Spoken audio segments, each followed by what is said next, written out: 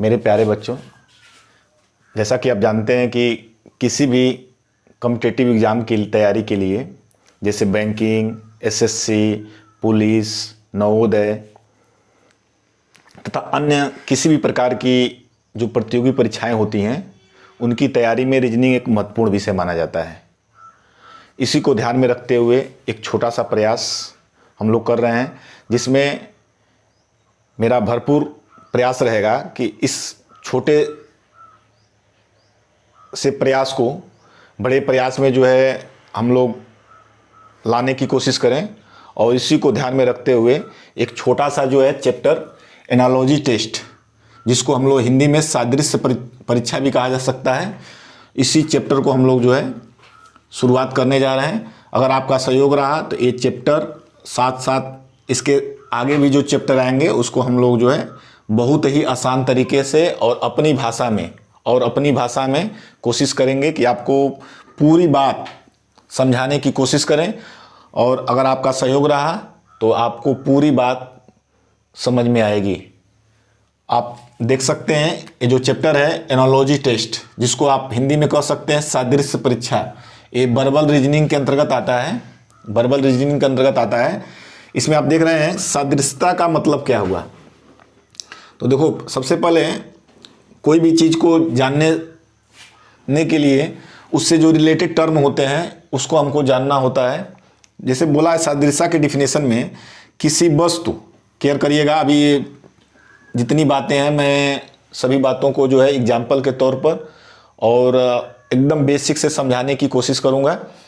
कह रहा है कि किसी वस्तु, कोई वस्तु ले सकते हैं, कोई शब्द हो सकता है, कोई अंक हो सकता है, कि किसी अन्य वस्तु या शब्द या अंक से गुण, रूप, आकार, प्रकार, लक्षण इत्यादि से किसी भी प्रकार से प्रदर्शित या निहित समानता को सादृश्यता कहते हैं। ये तो बात मैंने आपको जो है बोल दिया, लेकिन इस बात को समझाने के लिए आपको कुछ एग्जाम्पल लेने पड़ेंगे और उसी एग्जाम्पल की मदद से हम लोग इस पूरे चैप्टर को समझेंगे। इसमें ध्यान रखा जाता है कि जब भी आप एनालॉजी टेस्ट पढ़ेंगे तो अधिकतर वस्तु, शब्द और अंक, इन तीन का हम लोग यूज करते हैं।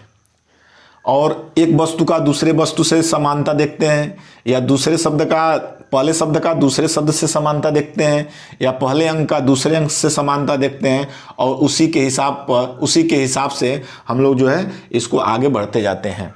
अब जैसे ही मैं एग्जाम्पल शुरू करूंगा आपको ये पूरी बात जो है एकदम स्पष्ट रूप से समझ में आएगी।